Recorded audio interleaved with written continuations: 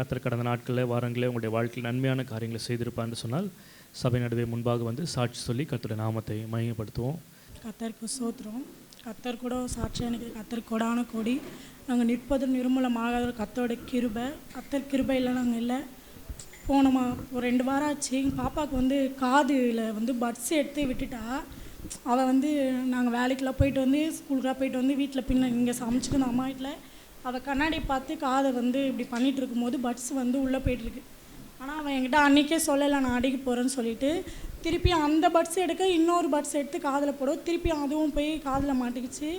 ஒரு நாள் விளையாடிட்டே இருக்கும்போது ஸ்கூலில் சொன்ன ஏதோ ஒரு ரைம்ஸ் வந்து என்கிட்ட சொல்லிகிட்டே இருந்தா. சொல்லிகிட்டு இருக்கும்போது எனக்கு தெரியல என்ன சொல்கிறேன்னா இன்னொரு வாட்டி சொல்கிறேன்னு சொன்னேன். தப்பு தப்பாக சொல்லிட்டு காதை பிடிச்சி இழுக்கும் போது குழந்தை சொல்லுது காது வலிக்குதுமா எனக்கு சொல்லிட்டு. எது காது வலிக்குதா அப்படின்னு சொல்லிட்டு நான் கேட்டேன். அப்போ சொன்னேன் நான் காது வந்து பட்ஸ் ஏற்றி விட்டேம்மா, காது உள்ள குச்சி மட்டும் தான் வந்துச்சு, அந்த பஞ்சு வரல அப்படின்னு சொல்லிச்சு. ஆனால் காது பின்னாடி பார்த்தா ஃபுல்லாக பிங்க் கலரில் ஆயிடுச்சு காது. அதுக்கப்புறம் காதில் லைட் அடித்து பார்த்தா பட்ஸ் இருக்குது. ஆனால் எங்கள் வீட்டில் யார்கிட்டையும் சொன்னேன் நம்பலை. இல்லை அது சும்மா எதனா ஒன்று சொல்லிகிட்டு இருக்கே அப்படின்னு கேட்டாங்க. ஆனால் லைட் அடித்து பார்த்தா பட்ஸ் இருக்குது. உடனே அவளுக்கு காது வலிக்குதா ரொம்ப வலிக்குதான்னு சொல்லிட்டு காலையில் கூப்பிட்டு போகலான்னு நினச்சோம். ஆனால் சரி என் மனசு வந்து ஏசப்பா காதிலேருந்து பட்ஸ் எடுத்துடணும், குழந்தை எங்கேயும் நான் கூப்பிட்டு போகக்கூடாது அப்படின்னு சொன்னேன். இருந்தாலும் சரி வேறு எதனா ஆகிட போகுதுன்னு சொல்லிட்டு ஹாஸ்பிட்டலுக்கு இட்டு போனோம். இங்கே இருக்க ஹாஸ்பிட்டலுக்கு இட்டு போனோம். மூணு ஹாஸ்பிட்டலுக்கு இட்டு போனாலும் அந்த இதுவும் இல்லை, எடுக்க முடியாது அப்படின்னு சொல்லிட்டாங்க. சரி நான் எதுவும் பண்ணாதீங்க அப்படின்னு சொன்னதெல்லாம் எதுவுமே பண்ணல, அப்படியே விட்ட காதை. காலைல வந்து 3 ஹாஸ்பிட்டலே ராமச்சந்திரா கூப்பிட்டு போயிடுங்க, காலையிலேயே கூப்பிட்டு போயிடுங்க அப்படின்னாங்க.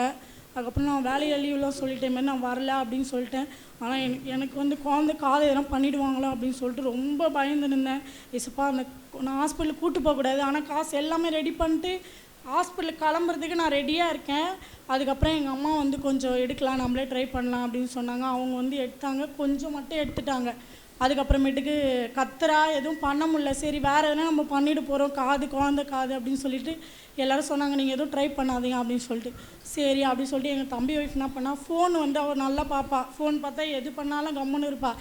சரி அவள் ஃபோன் கொடுத்துட்டு கீழே படுக்க வச்சுக்கலாம் அப்படின்னு சொல்லிட்டு கீழே ஃபோனை கொடுத்து சேர் மேலே படுக்க வச்சுட்டோம். படுக்க வச்சிட்டோடனே ஃபோனே பார்த்துட்ருமா. அவளுக்கு பிடிச்ச ஒரு வீடியோ, அது 100 வாட்டிக்கு மேலே கூட அந்த வீடியோ பார்ப்பா. அந்த வீடியோ வச்சு நாங்கள் கொடுத்துட்டோம். சரி இதை பார்த்துட்டே நாங்கள் எடுத்துடுறோம் அப்படின்னு சொல்லிட்டு. அதுக்கப்புறமேட்டு காதில் 2 பஞ்சுமே கர்த்தரோட கிருபையால் அதை நாங்கள் எடுத்துட்டோம். ஆனாலும் காது வலி சொன்னாங்க ஹாஸ்பிட்டலுக்கு போகக்கூடாது ஏசப்பா, எனக்கு பயமாக இருக்கும், அந்த காது எதனா பண்ணுருவாங்களா அப்படின்னு சொல்லிட்டு. ஆனால் காது வலி இது சொன்னால் இப்போ இந்த 1 வாரம் கூட ரொம்ப காது வலி இது சொல்லிச்சு. நான் ஜெபம் மட்டும் தான் பண்ணேன், வேறு எதுவும் பண்ணல. கர்த்தர் கிருபையால் அந்த குழந்தைய கூட வழி நடத்தினார். ரொம்ப சேட்டை பண்ணால் கூட ரொம்ப மனசு வேதனையாக இருக்கும். ஆனாலும் சொல்லுவாங்க காலையிலே இருந்தோன்னே குழந்தை தலையில் வச்சு ஜெபம் பண்ணுங்க சொன்னாங்க. கர்த்தர் கிருபையால் அந்த குழந்தைய கூட வழி நடத்தி வந்தார். அதுக்காக கர்த்தர் கூடான கொடி சோத்திரம். என் கணவர் கூட பலவீனமாக இருந்துச்சு, அந்த பலவீனத்தோடு எல்லாத்தையும் நீக்கி போட்டால்.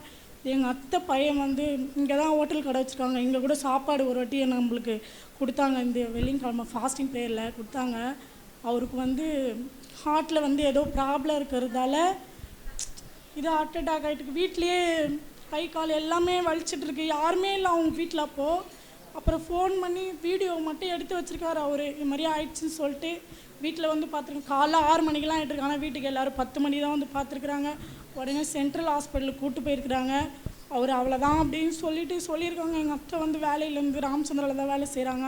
அவங்ககிட்ட வந்து சொல்லியிருக்காங்க அவங்க பையன் இறந்துட்டாங்க அப்படின்னு சொல்லி. எங்கள் அத்தை வந்து இது யார்கிட்டையுமே சொல்ல, அவங்க ஹாஸ்பிட்டலுக்கு போயிடுறாங்க. ஆனாலும் சீக்கிரமாக ட்ரீட்மெண்ட் பண்ணி அவரோட பிரெயினில் போய் ஏதோ ரத்த கட்டிகிட்ருக்கா அப்படின்னு சொல்லிட்டு அவரால் இப்போ சாப்பிட முடியல. குழந்த மாதிரி டியூப் வச்சுருக்காங்க, வாயில் எல்லாம் எச்சி. எங்களால் அவங்கள பார்க்கவே முடியல. நல்லா சின்ன சின்ன குழந்தைங்க இருக்குது, அவங்களோட செபிங்க சீக்கிரமாக. அந்த டியூப்பில் வந்து கஞ்சி தண்ணி எதுவாக இருந்தாலும் அந்த டியூப் வழியாக தான் போகுது. ரொம்ப பலவீனமாக இருக்கிறாரு. எப்படி இருந்தார், எங்களுக்கு கஷ்டமாயிடுச்சு எல்லோரும் பார்க்கும்போது. நான் ஜெபம் பண்ணலான்னு நினச்சேன், ஆனாலும் அவங்க வீட்டில் இருக்கவங்களாம் எல்லாம் சொல்லுவாங்களோ அப்படின்னு சொல்லிவிட்டு நான் ஏதோ ஜெபம் பண்ணல, மனசுலேயே மட்டும் வேண்டிட்டு போயிட்டு வரோம் அப்படி சொன்னேன். ஒரு சின்ன குழந்த மாதிரி அவங்கள பார்த்துக்கிறாங்க. அவங்களுக்கு கூட ஜெபிங்க, எல்லோரையும் கேட்டுக்கொள்கிறேன், அவங்க குடும்பத்துக்காக ஜெபிங்க. அவர் சீக்கிரமாக இங்கே சர்ச்சுக்கு சாப்பாடு கொடுமா சொன்னார். எனக்காக ஜெபிப்பாங்களா அப்படின்னு என்னை கேட்டார். எல்லோரும் பண்ணுவாங்க அப்படின்னு சொன்னேன்.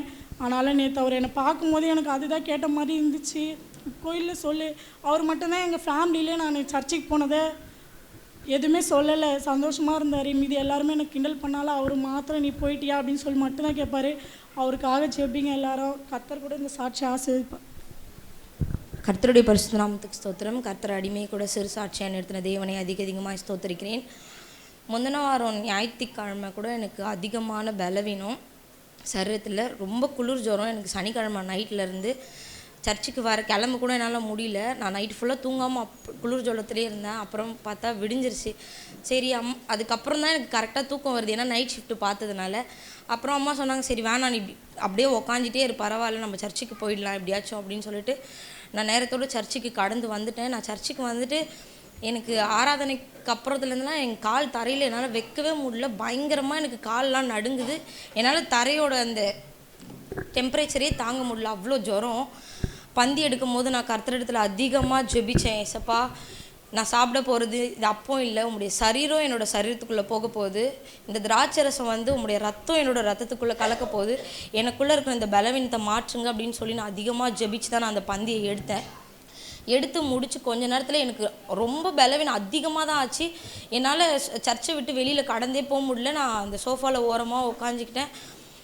நான் எப்படி வீட்டுக்கு போவேன்னு கூட எனக்கு தெரியல, அந்த அளவுக்கு பலவீனமாக இருந்து.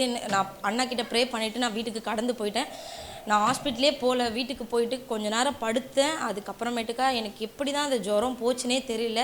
கர்த்தர் அற்புதமாக எனக்கு ஒரு விடுதலையை கட்டளையிட்டார். கர்த்தருக்கு கொடான கோடி நன்றி.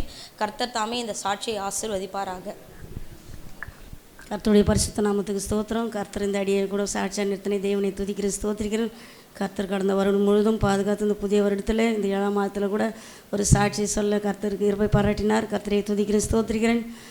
கடந்து போன 5ஆம் மாதத்தில் இந்த அடிமையுடைய மகளுடைய கணவர் வேலைக்கு போயிட்டு வீட்டுக்கு போகிறப்போ 2 வீலரில் ஆக்சிடெண்ட் ஆகி காலில் முட்டிக்கு கீழே ஆக்சிடெண்ட் ஆகி அடிபட்டு சும்மா ஒரு ஹாஸ்பிட்டலுக்கு போயிட்டு அவங்க பார்க்காமலே கிளினிக்கில் போயிட்டு அவங்க கட்டு போட்டுட்டு வீட்டில் இருந்துகிட்ருக்குறாங்க ஒரு 5-6 நாளாக. அது அப்படியே செப்டிக் ஆகிட்டு எலும்பு தெரிகிற அளவுக்கு செதையெல்லாம் ஒரு மாதிரி ஆகிட்டுருக்குது. அது திடீர்னு எங்கள் மகன் அந்த கட்டை பிரிச்சுட்டு க்ளீன் பண்ணலான்னு பார்க்குறப்ப எலும்பு அப்படி தெரிஞ்சிருக்குது. உடனே அவங்க மாமியார்கிட்ட சொல்லி அதுக்கப்புறம் அவங்க பனிமலர் ஹாஸ்பிட்டலில் கொண்டு போயிட்டு எக்ஸ்ரே எடுத்து பார்த்துட்டு இன்னும் 2-3 நாளில் வரலைன்னா எலும்பு செத்து போயிருக்கும், எதுக்குமே கால் பிரயோஜனமாக இருந்திருக்காது, நீங்கள் இவ்வளோ நாள் என்னம்மா பண்ணீங்க ஹாஸ்பிட்டலுக்கு பார்க்காமன்னு சொல்லி டாக்டர் சொல்லியிருக்கிறாங்க. அதுக்கப்புறம் ட்ரீட்மெண்ட் எடுத்து அந்த மாதம் முழுதும் 5ஆம் மாதம் முழுவதும் அவருக்கு ட்ரீட்மெண்ட்டும் 2 லட்சம் செலவாகும்னு சொன்னாங்க. அது மட்டும் இல்லாமல் அந்த நேரத்தில் அதிகமாக ஜெபித்தோம் ஆண்டர்கிட்ட. போன மாதம் 5ஆம் மாதம் முழுவதும் இருந்தாங்க. அதுக்கப்புறம் போன மாதமும் 6ஆம் மாதம் முழுவதும் அவருக்கு ட்ரீட்மெண்ட் பார்த்துட்டு இருந்தாங்க. கர்த்தர் பணவதிகளை சந்தித்தார், அற்புதமாக நடத்தினார். கர்த்தருக்கு நன்றி செலுத்துகிறேன். அது மட்டும் இல்லாமல் இந்த 7ஆம் மாதத்தில் கூட கர்த்தர் சொன்ன வாக்கு தத்துவங்களை சொல்லி இமான் பாஸ்டர்கிட்டே நான் சொல்லி ஜெபம் பண்ணிட்டு போனேன். பெரிய பாஸ்டர்கிட்டே சொல்லி ஜெபம் பண்ணேன். ரஜினா சகோதரிக்கிட்டையும் நைட் ப்ரேயரில் சொல்லி எழுதி ஜெபம் பண்ணிட்டு போனோம். கர்த்தர் ஜெபத்தை கேட்டார். கிர்ஜா சகோதரியும் குடும்பத்தோடு பார்த்துட்டு ஜெபித்துட்டு போனார்கள். கர்த்தர் ஜெபத்தை கேட்டு அவருக்கு விடுதலை கொடுத்தார். இந்த மாதத்தில் 7ஆம் மாதத்தில் கர்த்தர் சொன்ன வாக்கு தத்துவ வசனத்தின்படி யோசுவா 1ஆம் அதிகாரம் 5ஆம் மாதத்தில் சொன்ன வார்த்தையின்படி நான் உயிரோடு இருக்கும் நாளெல்லாம் நான் உன்னோடு இருப்பேன், நான் மோசையோடு இருந்தது போல் உங்களோடு இருப்பேன், உங்களுக்கு முன்பாக ஒருவன் எதிர்த்து நிற்பதில்லை என்று சொன்ன வார்த்தையின்படி நான் உன்னை விட்டு விலகுவதுமில்லை கைவிடுவதில்லை என்று சொன்ன வாக்குத்த வசனம் அதிகமாக ஆசீர்வாதமாக இருந்தது, ஆறுதலாக இருந்தது. ஒவ்வொரு நாளும் அதிகமாக அழுது செபித்தேன். மகள் டிஸ்சார்ஜுக்கு சொல்கிறேன்னு சொல்லியிருக்கிறாங்கம்மா, கட்டு பார்த்துட்டு தான் சொல்லுவேன் அப்படின்னு சொல்லி எனக்கு ஃபோன் பண்ணி சொன்னான். நான் விசுவாசத்தோடு ஆண்டர் கண்டிப்பாக இந்த ட்ரிப்பு டிஸ்சார்ஜ் பண்ணி அனுப்புவாங்கன்னு சொன்னேன். 3 வயசு குழந்தை, 2 வயசு குழந்தை, 2 குழந்தைங்க அந்த 3 மாதமாக பார்த்துக்கிறதுக்கும் அவங்க மாமியாரால் முடியல. ரொம்ப கஷ்டத்தோடு அந்த குழந்தைங்களை விட்டு 3 மாதமாக ஹாஸ்பிட்டலில் இருந்தாங்க. கர்த்தர் அவங்களை பாதுகாத்து கொண்டார். கர்த்தரை துதிக்கிறேன், ஸ்தோத்திரிக்கிறேன். அண்ணன் நைட்டெல்லாம் தூங்கலை, மகளும் தூங்கலை, அதிகமாக ஜெபித்தோம். அண்ணன் நைட்டெல்லாம் ஜெபித்தோம். கர்த்தர் மறுநாள் அந்த கட்டை பிரித்து பார்த்துட்டு வீட்டுக்கு போகலாமான்னு சொல்லி டிஸ்சார்ஜ் போனோம். இந்த மாதம் 15ஆம் தேதி டிஸ்சார்ஜ் பண்ணி அனுப்பிச்சாங்க. கர்த்தர் நல்ல விடுதலை கொடுத்தார், அவருக்கு சுகத்தை கொடுத்தார். கர்த்தருக்கு அதிகமாக நான் உள்ளத்தில் அழுத்தம் நன்றி செலுத்துக்கிறேன். கர்த்தர் நான் மகிமைப்பட இந்த அடிமைக்கு கூட அடிக்கடிக்கு பலவீனங்கள் வரும். நான் அதிகமாக ஹாஸ்பிட்டலுக்கு போக மாட்டேன். என்னை பலப்படுத்துக்கிறதுக்கு பேசினாலே எல்லாவற்றையும் எனக்கு செய்ய பலனுண்டு. அந்த வழியாக இருக்கிற இடத்துலலாம் நான் சொல்லி ஜெபித்துட்டு நான் கொஞ்சம் நேரம் ஸ்தோத்திரம் பண்ணினாவே எனக்கு அந்த வழி என்னை விட்டு போயிடும். கர்த்தர் இந்த அடிமைக்கு சுக பலனை கொடுத்தார். இன்னும் இந்த அடிமையுடைய மகன் கூட சரி ஆலயத்துக்கு வரல. குடும்பத்திலேயும் ஒரு சமாதானம் இல்லை. நீங்கள் சபையார் யாரும் ஜெபிக்க மாதிரி இந்த சிறு சாட்சி முடிக்கணும். கர்த்தர் தான் ஆசீர்வதிப்பார். கர்த்தருடைய பரிசுத்தம் ஸ்தோத்திரம். நாம் நிற்பதும் நிர்மூலமாகாதிருப்பதும் கர்த்தருடைய சுத்த கிருபை. கர்த்தர் லாஸ்ட் வீக் எங்களுக்கு செய்த நன்மைகளுக்காக நன்றி செலுத்துகிறேன். லாஸ்ட் வீக் டியூஸ்டே வேலை மேலே பாயிண்ட் அடிக்கும் பொழுது மழைனால பாயிண்ட் ரெண்டு பக்கமும் சரியாக அணையவே இல்லை. 2-3 தடவை போட்டோம். ஸ்ட்ரக் ஆகி அப்படியே நின்றுடுச்சு. சரி ஃபோர்ஸாக இழுத்துட்டு போடலாமேன்னு சொல்லிட்டு ஃபோர்ஸாக இழுத்துட்டு போடும்போது என்னாச்சு, அந்த க்ளவுஸோட அந்த பாயிண்ட் வழுக்கி நான் போயிட்டு 2 ஸ்டெப்பு போயிட்டு அதை அடித்து விழுந்துட்டேன். நான் விழுந்த வேகத்தில் என்னாச்சு, இந்த லெஃப்ட்டு கால் வந்து தாடையில் பட்டு பல்லு போயிட்டு நாக்கில் 2 பல்லு அப்படியே குத்திடுச்சு, பிளட்டு வந்துடுச்சு. ஆனால் பக்கத்தில் விழுந்திருந்தா ட்ராக்கு தலையில் போய் அடிபட்டிருந்தா என்ன இருக்கும்னு தெரியல. ட்ராக்கு பக்கத்துலேயும் நமக்கு கல்லுலாம் இருக்கும், அந்த கல்லும் வந்து எனக்கு தரையில் படாத வரைக்கும் ஆண்டவர் வந்து என்னை கண்மணி போல் என்னை காத்து வழி நடத்தினார். இன்னொரு தடவை எனக்கு ஜீவனை கொடுத்து எனக்கு அவரோட சமூகத்தில் வந்து அவரை துதிக்கவும் அவரை ஆராதிக்கவும் என்னை ஆசீர்வதிச்சார். அதுவும் இல்லாமல் ஆண்டவர் எங்கள் பக்கத்தில் இருக்கார். அப்போ 2 நாளுக்கு அப்புறம் ஸ்ருதி சொன்னான், ஆண்டவர் வந்து தலை பக்கத்தில் வந்து உட்கார்ந்துட்டு இருந்தார், எனக்கு வந்து ஆண்டவர் வந்து தரிசனம் கொடுத்தாருமா அப்படின்னு சொன்னாங்க. நானும் நினச்சேன், ஆண்டவர் வந்து என்னை பெரிய ஆபத்தில் வருதுன்னு தெரிஞ்சே ஆண்டவர் என் பக்கத்தில் இருக்காருன்றதை எனக்கு வந்து உன்னுடைய ரூபத்தில் விஷுவல் காட்டியிருக்காரு. ஆண்டவர் எங்கள் பக்கத்தில் இருக்கார், அதனால் எப்போவுமே நம்ம அசைக்கப்படுவதில்லை என்று ஆண்டவர் வந்து ஒவ்வொரு விஷயத்திலும் வந்து ஆண்டவர் எங்களுக்கு உணர்த்திட்டே இருக்கார். கர்த்தருக்கு கோடான கொடி நன்றி பலிகளையும் ஸ்தோத்திர பலிகளையும் ஏறெடுக்கிறேன். ஆமேன். இந்த சிறு சாட்சி ஆண்டவர் ஆசீர்வதிப்பாராக. ஆமேன். கர்த்தருடைய பரிசுத்த நாமத்துக்கு ஸ்தோத்திரம். எங்களையும் இந்த இறையில சாட்சியாக வைத்ததுக்கு. தம்பிக்கு பார்த்திங்கன்னா போன வாரம் வந்து உடம்பு ரொம்ப முடியல, அதனால் வீட்டு பக்கத்தில் இருக்கிற ஒரு ஹாஸ்பிட்டலுக்கு இட்டு போனோம். அப்போ வந்து ஜுரத்துக்கும் சளிக்கும் வந்து மருந்து கொடுத்தாங்க. இவனுக்கு வந்து பார்த்திங்கன்னா 0.9 ml கொடுக்கணும் அப்படின்னு சொல்லிட்டு மருந்து ஒழுங்காக தான் கொடுத்தேன். இருந்தாலும் வந்து ஜுரன்றது போகலை, ரொம்ப கொதிச்சுக்கிட்டே இருந்ததுனால என்ன பண்ணுறது அப்படின்னு சொல்லிட்டு கொஞ்சம் மருந்து வந்து பெரியவங்களுக்கு தர மாதிரி என்ன பண்ணிட்டாங்க, பெரியவங்களுக்கு சிறப்பு கொடுத்து அந்த ஒரு கப்பு கொடுப்பாங்க இல்லையா, ஒயிட் கலரில் என்னென்ன எம்எல்லாம் போட்டு அதில் வந்து கொஞ்சம் 9 ml அப்படின்னு சொல்லி கொடுத்தாச்சு. அதில் வந்து பார்த்திங்கன்னா அந்த இங்கு பில்லர் இருக்குல்ல, அதில் வந்து எடுத்து கொடுக்கும்போது 4-5 மாதிரி வந்து போச்சு. இருந்தாலும் மருந்து வந்து பார்த்திங்கன்னா ஆட்டோமேட்டிக்காக வந்து தம்பி பொண்ணு வந்து இவ்வளோ மருந்து கொடுக்கணுமான்னு பாதி மருந்து வந்து பார்த்திங்கன்னா கீழே ஊற்றிக்கிச்சு. அதனால் மருந்து அவளுக்கெல்லாம் கொடுக்கல. ஏசப்பா வந்து தீமையை கூட நன்மையாக மாற்றி கொடுப்பார் அப்படின்ற மாதிரி அந்த மருந்து கொஞ்சம் அதிகமாக கொடுத்த உடனே ஜுரன்றது நின்று போச்சு. அப்போ போன வாரம் பார்த்திங்கன்னா ஞாயிற்றுக்கிழமை சர்ச்சுக்கு வந்து திருவிருந்து எடுக்கிற டைமில் பார்த்திங்கன்னா தம்பிக்கு வந்து அலர்ஜி மாதிரி ஆகிட்டுருக்கு. இந்த காது ஓரத்துலலாம் ஃபஸ்ட்டு அலர்ஜி வந்துட்டுருக்கு. அதுக்கப்புறம் வீட்டுக்கு போயிட்டு பார்த்திங்கன்னா உடம்பு ஃபுல்லாகவே வந்துருச்சு.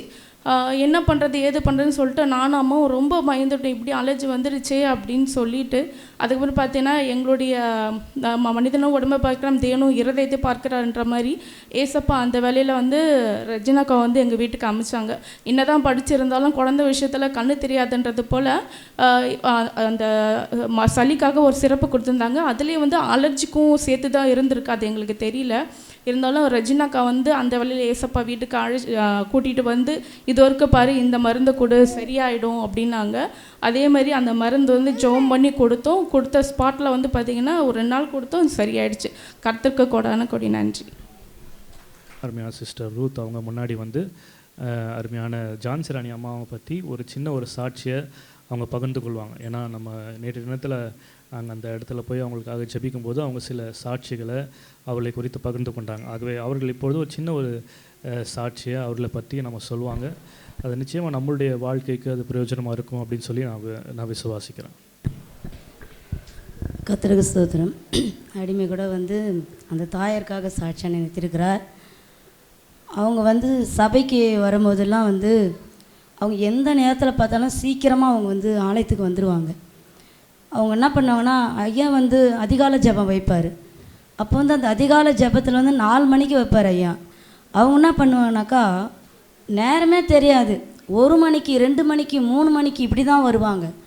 அவங்க மட்டும் வரமாட்டாங்க, அவங்க எல்லாரையும் என்ன பண்ணுவாங்க, இந்த நம்ம தெப்பராளனி அவங்க அப்புறம் குமாரி இன்னும் இருக்கிறவங்களாம் என்ன பண்ணுவாங்க, கூட்டிக்கின்னு வருவாங்க. அவங்க இவங்க என்ன இவ்வளோ சீக்கிரம் இவ்வளோ நேரத்தோடு வராங்களே அம்மான்ட்டு வந்து என்னை தட்டி என்னை எழுப்புவாங்க. அவங்க பாருங்கள் எவ்வளோ அற்புதமாக ஒவ்வொரு ஞாயிற்றுக்கிழமைனா கூட பாருங்களேன், காலையில் 7:30 மணிக்கு ஐயா வைப்பார், 7 மணிக்கெலாம் வந்து உட்காந்துருவாங்க. ஆனால் அந்த வயதான காலத்தில் கூட பாருங்கள் ஆண்டவர் அவங்க எவ்வளோ ஆண்டவர் அவங்கள தேடி இருக்கிறாங்க. அந்த தேடின நாட்களில் ஆண்டவர் அவங்கள அற்புதமாக நடத்தினார். நல்ல சுகத்தோட பலத்தோடு அவங்க என்ன பண்ண உற்சாகமாய் வருவாங்க. எல்லாரையும் சொல்லுவாங்க, ஏன்டி இப்படி இருக்கிறீங்க, சீக்கிரம் தான் வாங்கலாம் சர்ச்சுக்கு இப்படி தான் சொல்லி கூட்டிக்கின்னு வருவாங்க. ஒவ்வொருத்தர் என்ன பண்ணுவாங்க, திட்டுவாங்க, ஏன் இவங்களுக்கு தான் வேலை இல்லை, இவ்வளோ சீக்கிரத்தில் நம்மளாம் வந்து தட்டி எழுப்புறாங்களே அப்படின்வாங்க. அதனாலும் பாருங்கள், அவங்க இருந்த நாட்களில் ஆண்டவருக்கு உண்மையாக இருந்தாங்க. அவங்க ஆண்டவரை தேடுற விஷயத்தில் அவ்வளோ ஒரு ஜாக்கிரதையாக இருந்தாங்க. அப்படி இருக்கத்தோடு தான் கர்த்தர் அந்த நேற்றைய தினத்தில் கூட ஆனால் ரொம்பவும் அவங்க வந்து இதுவாகவே இல்லை, அவ்வளோ ஒரு அற்புதமாக ஆண்டவருக்குள்ளே அவங்கள நித்திர அடைந்திருக்கிறாங்க. அந்த தாயை போல் வந்து அன்றைக்கே அந்த அன்னாள் 84 வயது உள்ள அந்த அன்னாள் இரவும் பகலும் ஆண்டவரை எப்படி தேடினாங்களோ அதே போல தான் அந்த தாயாரும் தேடினாங்க. ஒவ்வொரு நாளும் அவங்க ஆண்டவருக்கு சாட்சியாக இருப்பாங்க, எல்லாருக்காகவும் அழுது ஜெபம் பண்ணுவாங்க. அதுபோல் நம்ம கூட வந்து அவங்க போன அந்த முன்மாதிரியை நம்ம கடைப்பிடிக்கணும். நம்மளும் ஒவ்வொரு நாளும் ஆண்டவர் சீக்கிரம் நேரத்தோடு வந்து ஆண்டவர் நம்ம தேட வேண்டும். நம்ம அவரை தேடின நாட்களில் ஆண்டவரை நம்ம நினச்சி பார்த்து நம்மளுக்கு அற்புதமாக எல்லா காரியங்களையும் செய்ய அவர் உண்மையில் தேவனாக இருக்கிறார். இந்த கடைசி நாட்களில் பாருங்கள், எப்படி ஆகிலும் அவங்க சின்ன இந்த பேரனுக்கு கிறிஸ்துவ பொண்ணு தான் கிடச்சிருக்குது. அவங்க ஜெபித்த ஜெபங்களுக்கு ஆண்டவர் பதில் கொடுக்குறாரு. கண்டிப்பாக அந்த குடும்பம் முழுவதும் ஆண்டவர் ரட்சிப்பார். அண்ணாலம்மா ஜெபித்து கொண்டு தான் இருக்கிறாங்க.